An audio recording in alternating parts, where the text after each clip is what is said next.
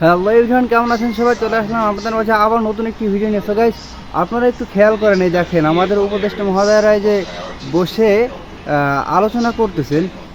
আপনারা একটু খেয়াল করে শুনেন তো কি বলে। I think in your ministries already there are some very important issues, particularly in the ICT. হ্যাঁ গাইস, তারা ইংরেজিতে কথা বলতেছে, আসলে আমি ইংরেজি বুঝি না। তো আমাদের উপদেষ্টা মহোদয়, তারা যেহেতু বাংলাদেশ সরকারের উপদেষ্টা, তারা দুইজন, তারা নিশ্চয়ই বুঝবে ইংরেজি।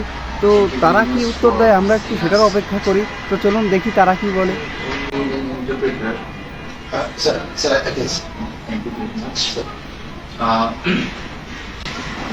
ধন্যবাদ জানাচ্ছি। এ কি, তারা তো বাংলায় কথা বলতেছেন, মানে যাদের সাথে কথা বলতেছে ওরা কি বাংলা শিখে আসছে নাকি?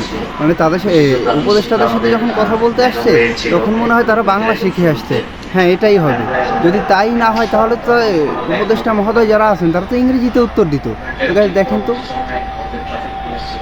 হ্যাঁ তারা তো বাংলায় কথা বলতেছে। আমার মনে হয়, আমার দীর্ঘ বিশ্বাস যে এই তিনজন ব্যক্তি, এরা যারা আসছে এই যে কথা বলতেছে, এরা আসার সময় বাংলা শিখে আসছে। আর তা না হলে একটা বিষয়, সেটা হচ্ছে উপদেষ্টা মহোদয় যে দুইজন আছেন এনরা মনে হয় ইংরেজি পারেন না। তো আমি একটা বিষয় বলতে চাই কি, শুনেছি এরকম যে তারা নাকি অনেক শিক্ষিত, অনেক যোগ্যতা তাদের।